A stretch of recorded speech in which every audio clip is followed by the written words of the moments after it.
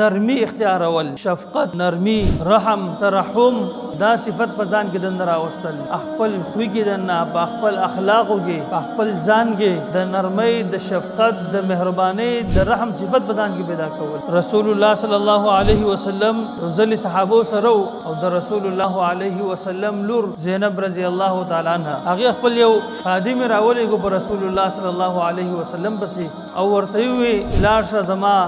لار ته وایا زما بچي زما د زړه ټوکړه هغه د ځنکدن په حالت کې دی، یعنی د رسول الله صلی الله علیه وسلم نوسه او د زینب رضی الله تعالی عنها زوی بچي رسول الله صلی الله علیه وسلم بس شکل راغې رسول الله صلی الله علیه وسلم د هغه په پیغام باندې راغې چې ماشوم یو کوته هغه د ځنکدن په حالت کې رسول الله صلی الله علیه وسلم راوچت کو او هغه ماشوم د ځنکدن په حالت کې د رسول الله صلی الله علیه وسلم د سترګونه اوښ کې راغورځېدې. صحابه کرام رسول الله صلی الله علیه وسلم ته وکاته، د رسول الله صلی الله علیه وسلم زلغم جن شو او د سترګونه اوښ کې راغورځېدې. ابو رسول الله صلی الله علیه وسلم ته چې د الله رسول ته هم جاړي تام د سترګونه اوښ کې غورځېږي هم جاړي. ګوره رسول الله صلی الله علیه وسلم د نوحې نه منع کړی ده، نوحې کې جړه همي او په هغه کې مخ وهلي نه وهلي ویښته شو کولی لوپټې غورځولي ځان چې کوم دی بے پرده کولی، دا عمل شیطانی عمل دی. د دې صحابه په ځل کې د اشکال راغلی چې جړه بم په دین او خې کې دنه داخلي دغه د رسول الله صلی الله علیه وسلم ته پوسو کوش د الله رسول ته هم جاړي. رسول الله صلی الله علیه وسلم ورته فرمایل چې هذه رحمت،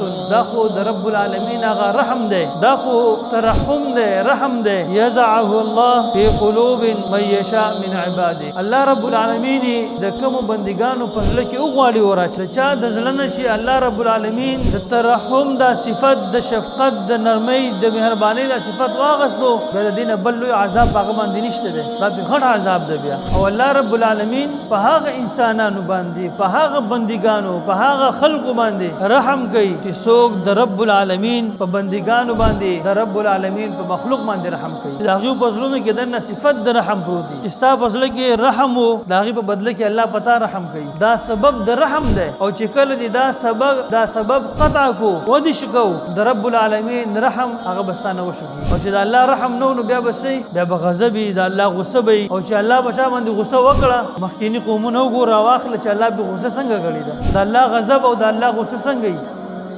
کدا صفت دي ځان نو وست د رب العالمین د رحم نه به محروم او د الله په غضب کې د الله په غصه کې د نه بداخل شي. انما يرحم الله من عباده الرحماء، یقینا الله رب العالمین رحم کوي په خپل بندگانو کې په هغه چا باندې چې باغی کې د نه